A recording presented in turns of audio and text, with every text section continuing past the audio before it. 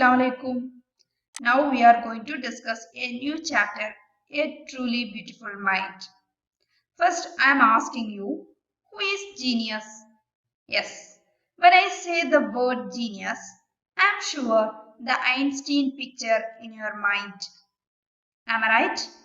Okay, let's start our chapter with a quote written by Albert Einstein. What is that? Education quotes.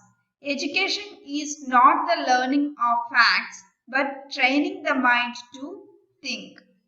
Who is wrote this? Albert Einstein.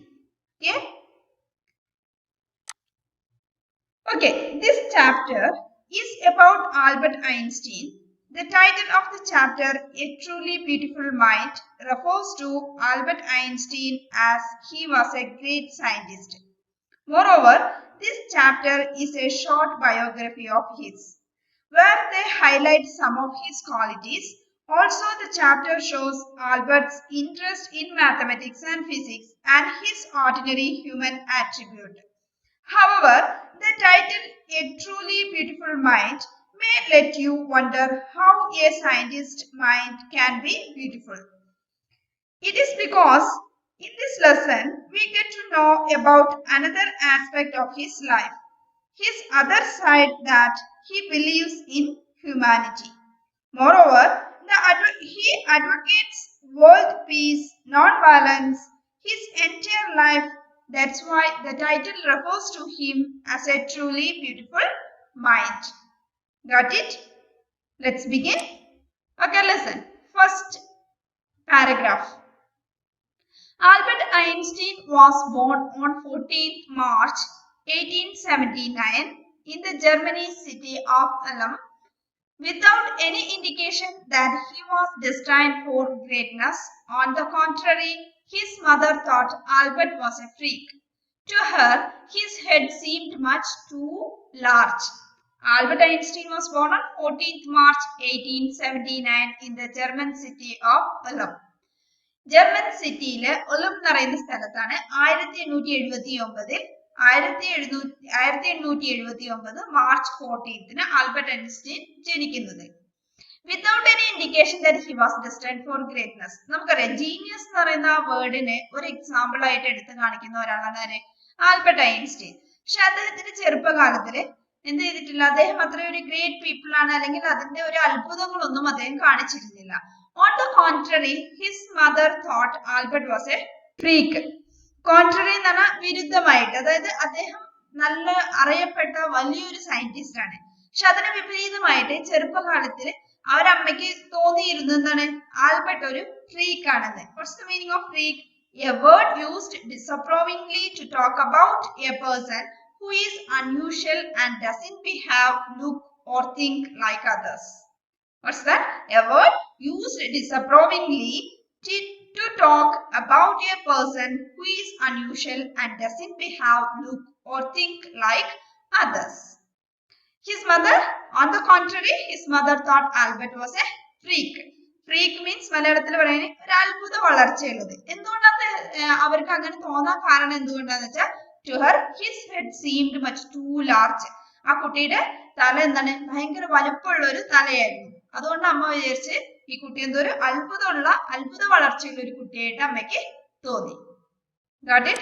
Next paragraph. At the age of 2.5, Einstein still wasn't talking. When he finally did learn to speak, he uttered everything twice. Einstein did not know what to do with other children, and his playmates called him Brother Boring. So the youngster played by himself much of the time. He especially loved mechanical toys. Looking at his newborn sister, Maja, he is said to have said, "Fine, but where are her wheels?" At the age of 2.5, Einstein still wasn't talking. 2.5 വയസ്സ് വരെ Einstein എന്ത് ചെയ്യില്ലായിരുന്നു, സംസാരിക്കില്ലായിരുന്നു. When he finally did learn to speak, അങ്ങനെ 2.5 വയസ്സ് കഴിഞ്ഞപ്പോൾ എന്ത് ചെയ്യണേ, സംസാരിക്കാൻ തുടങ്ങി. ബട്ട് എന്തായിരുന്നു പ്രോബ്ലം? He അറ്റഡ് everything twice. അവര് എന്ത് വാക്ക് ഉപയോഗിക്കുകയാണെങ്കിൽ അത് 2 പ്രാവശ്യം പറയും. Einstein did not know what to do with other children and his playmates called him brother boring. ഐൻസ്റ്റീന് ശരിക്കും അറിയില്ല മറ്റുള്ള കുട്ടികൾ, അതായത് ഐൻസ്റ്റീന്റെ പ്രായത്തിലുള്ള മറ്റു കുട്ടികൾ എന്താ ചെയ്യുന്നത്, അവരെങ്ങനെയാണെന്നുള്ളതൊന്നും ഐൻസ്റ്റീന് അറിയില്ലായിരുന്നു. അതുകൊണ്ട് തന്നെ അവന്റെ പ്ലേമേറ്റ്സ്, അവരുടെ കൂടെ കളിക്കാൻ വരുന്ന കുട്ടി എപ്പോഴും പറയും ബ്രദർ ബോറിംഗ്, നിങ്ങൾ ഭയങ്കര ബോറിംഗ് ആണെന്ന് എപ്പോഴും പറയും. So the youngster played by himself much of the time. അതുകൊണ്ട് തന്നെ ഐൻസ്റ്റീൻ ഒറ്റയ്ക്കായിരുന്നു അവരുടെ ആ കളിയിലും. ചെറുപ്പകാലത്ത് എപ്പോഴും ഒറ്റയ്ക്കായിരുന്നു ഉണ്ടായിരുന്നത്, കളിക്കുന്നതും തനിച്ചായിരുന്നു. He especially loved mechanical toys. അദ്ദേഹത്തിന്റെ ടോയ്സ് വെച്ചിട്ടാണ് എപ്പോഴും കളിക്കുക. അദ്ദേഹത്തിന് ഏറ്റവും കൂടുതൽ ഇഷ്ടം മെക്കാനിക്കൽ ടോയ്സിനോടായിരുന്നു. Looking at his newborn sister Maja, ആ ഒരു മെക്കാനിക്കൽ ടോയ്സിനോടുള്ള ഇഷ്ടം കൊണ്ട് തന്നെ അവർക്ക് ചെറിയൊരു സിസ്റ്റർ ഉണ്ടായപ്പം ആ കുട്ടിയുടെ പേരാണ് മജ.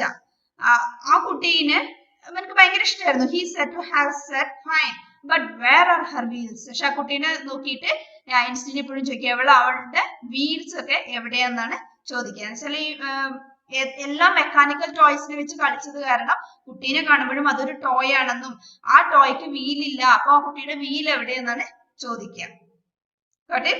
Next, third paragraph.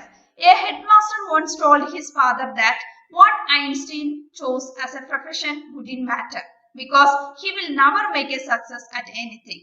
Einstein began learning to play the violin at the age of 6 because his mother wanted him to. He later became a gifted amateur violinist, maintaining this skill throughout his life.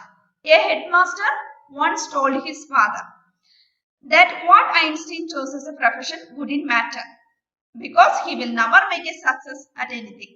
ഒരു ദിവസം head master ഐൻസ്റ്റീന്റെ ഫാദറിനെ വിളിച്ചിട്ട് ഫാദറിനോട് പറഞ്ഞു, Einstein ഏത് profession എടുത്തു കഴിഞ്ഞാലും Einstein അതിൽ എന്ത് ചെയ്യില്ല, വിജയിക്കില്ല, തോറ്റു പോവുകയുള്ളൂ. He will never make a success at anything, ഏതിലും അവന് വിജയിക്കാനുള്ള സാധ്യത ഇല്ല. Einstein began learning to play the violin at the age of 6. അങ്ങനെ അദ്ദേഹം എന്ത് ചെയ്യണേ, 6-ാമത്തെ വയസ്സിൽ എങ്ങനെ വയലിൻ വായിക്കുക എന്ന് അദ്ദേഹം പഠിച്ചു. Because his mother wanted him to, he later became a gifted amateur violinist. Amateur means doing something for personal enjoyment rather than as a profession.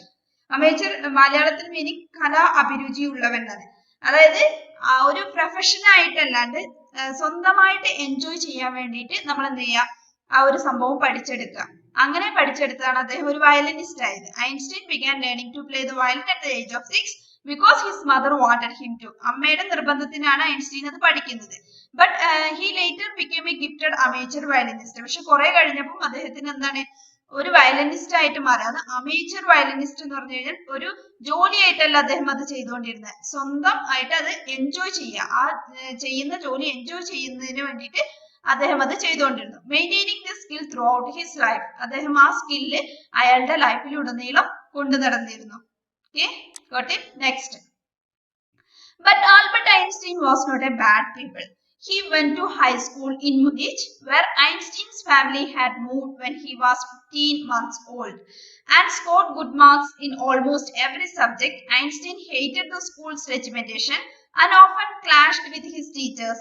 At the age of 15, Einstein felt so stifled there that he left the school for good.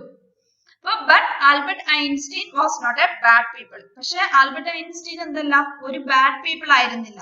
He went to high school in Munich, where Einstein's family had moved when he was 15 months old. ഐൻസ്റ്റീന് 15 മാസം പ്രായമായിരുന്നപ്പോൾ തന്നെ അവരുടെ parents എന്ത് ചെയ്തിട്ടുണ്ട്, മുനിച്ചിലേക്ക് പോയിട്ടുണ്ട്. അവിടെയുള്ള ഹൈസ്കൂളിലാണ് Albert Einstein എന്ത് ചെയ്യുന്നത്, അദ്ദേഹത്തിന്റെ സ്കൂൾ കാലഘട്ടം ചിലവഴിച്ചത്. അവിടെ അദ്ദേഹം നന്നായിട്ട് പഠിക്കുമായിരുന്നു. And scored good marks in almost every subject. എല്ലാ സബ്ജക്റ്റിലും അദ്ദേഹത്തിന് നല്ല മാർക്ക് ഉണ്ടായിരുന്നു. Einstein hated the school regimentation. പക്ഷെ ഐൻസ്റ്റീൻ ആ സ്കൂളും ആ സ്കൂളിലെ റൂൾസും റെഗുലേഷൻസും ഒന്നും ഇഷ്ടമുണ്ടായിരുന്നില്ല. And often clashed with his teachers. അത് മാത്രമല്ല ആ ഒരു അവിടെയുള്ള റൂൾസ് ഒന്നും ഐൻസ്റ്റീന് ഫോളോ ചെയ്യാൻ പറ്റുന്നില്ല. അത് ഇഷ്ടമില്ലാത്തത് കാരണം എപ്പോഴും ടീച്ചേഴ്സിനോട് വഴക്കായിരുന്നു. അറ്റ് ദ ഏജ് ഓഫ് 15, അങ്ങനെ 15 വയസ്സ് വരെ അദ്ദേഹം അവിടെ പഠിച്ചു. പക്ഷെ 15 വയസ്സ് കഴിഞ്ഞപ്പോൾ Einstein felt so stifled that he left the school for good. ആ 15 വയസ്സായപ്പോൾ അദ്ദേഹത്തിന് തോന്നി സ്കൂൾ വിട്ട് ഞാൻ പോകുന്നതാണ് എനിക്ക് നല്ലതെന്ന് അദ്ദേഹത്തിന് തോന്നി. Regimentation means order or discipline taken to an extreme. Stifled, unable to breathe, or suffocated. Suffocated എന്ന് പറഞ്ഞാൽ അറിയില്ലേ, ശ്വാസം എടുക്കാൻ ബുദ്ധിമുട്ട്, ശ്വാസം മുട്ടുക. Okay, next paragraph. The previous year, Albert's parents had moved to Milan and left their son with relatives. After prolonged discussion, Einstein got his wish to continue his education in German-speaking Switzerland in a city which was more liberal than Munich. For the previous year, അദ്ദേഹം അവിടുന്ന് പോവണം, അതായത് ആ സ്കൂളിൽ നിന്ന് അല്ലെങ്കിൽ ആ ഒരു സ്ഥലത്ത് നിന്ന് തന്നെ പോകണം എന്ന് ആഗ്രഹിച്ചിരിക്കുന്നതിന് മുന്നത്തെ വർഷം തന്നെ അവരുടെ പാരന്റ്സ് മിലാനിലേക്ക് പോയിരുന്നു. And left their son with relatives. Albert ഐൻസ്റ്റീനെ എവിടെ നിർത്തിയിട്ടാണ്? റിലേറ്റീവ്സിന്റെ വീട്ടിൽ നിർത്തിയിട്ടായിരുന്നു അവര് മിലാനിലേക്ക് താമസം മാറിയത്. After prolonged discussion, prolonged means ദീർഘമായിട്ടുള്ള ഡിസ്കഷൻ, കുറെ ആ കാര്യത്തെ കുറിച്ച് അവർ ഡിസ്കഷൻ ചെയ്തിട്ടുണ്ട്. കാരണം after prolonged discussion Einstein got his wish to continue his education in German speaking Switzerland. അദ്ദേഹത്തിന് സ്വിറ്റ്സർലാൻഡിൽ പോയി പഠിക്കണം നല്ല ആഗ്രഹം ഉണ്ടായിരുന്നു. അങ്ങനെ പാരന്റ്സ് അതിന് സമ്മതിക്കില്ല. പക്ഷെ കുറെ നേരത്തെ അതിനെ കുറിച്ചുള്ള ചർച്ചകൾക്ക് ശേഷം അവർക്ക് എന്ത് ചെയ്യും, അവർ സമ്മതിച്ചു. ഐൻസ്റ്റീൻ എവിടെ പോയി പഠിക്കാൻ? ജർമ്മൻ സ്പീക്കിംഗ് സ്വിറ്റ്സർലാൻഡിൽ പോയിട്ട് പഠിക്കാൻ. അദ്ദേഹത്തിന് സ്വിറ്റ്സർലാൻഡിനെ കുറിച്ചുള്ള അഭിപ്രായം എന്താ വെച്ചാൽ in a city which was more liberal than Munich. മുനിച്ചിനെക്കാളും കുറച്ച് ലിബറൽ ആയിട്ടുള്ള ഒരു സ്ഥലമാണ്. What's the meaning of liberal? willing to understand and respect others' opinion. willing to understand and respect. liberal persons എന്നൊക്കെ പറയില്ലേ, വിശാല മനസ്കനായ അങ്ങനെ പറയില്ല, അതാണ് willing to understand and respect others' opinion. Got it? Next, Einstein was highly gifted in mathematics and interested in physics, and after finishing school he decided to study at a university in Zurich. But science wasn't the only thing that appealed to the dashing young man with the Walrus mustache. For Einstein was highly gifted in mathematics and interested in physics. ഐൻസ്റ്റീന് മാത്തമാറ്റിക്സിൽ നല്ല കഴിവുണ്ടായിരുന്നു, ഫിസിക്സിലും അദ്ദേഹത്തിന് നല്ല interest ഉണ്ടായിരുന്നു. And after finishing school he decided to study at a university in ജുറിച്ച്.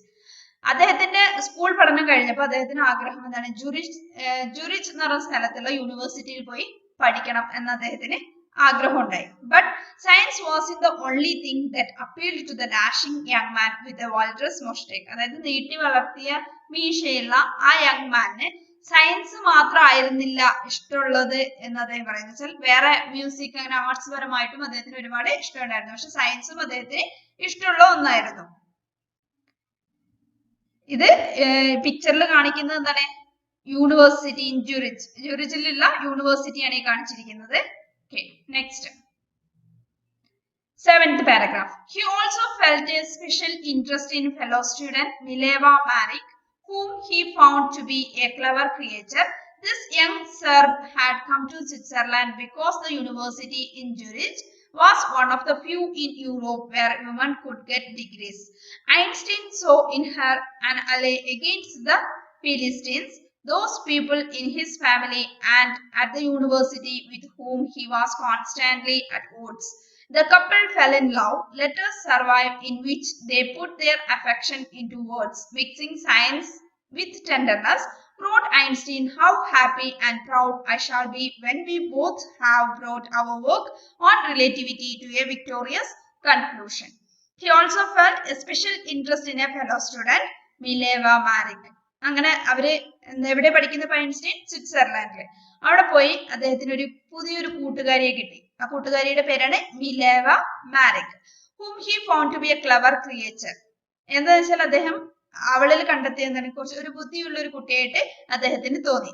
The young Serb, Serb എന്ന് പറഞ്ഞാൽ സെർബിയക്കാരൻ എന്നുള്ളതോ. The young Serb had come to Switzerland because the university in Zurich was one of the few in Europe where women could get degrees.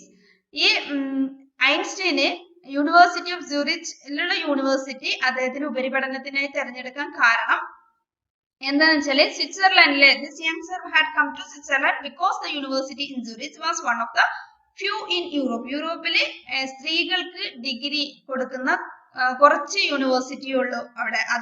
അതിൽപ്പെട്ട ഒരു യൂണിവേഴ്സിറ്റിയാണ് ജൂറിച്ചിലുള്ള ഈ university. Einstein saw in her an ally against the Philistines. Philistines means a word used disapprovingly to talk about people who do not like art, literature or music.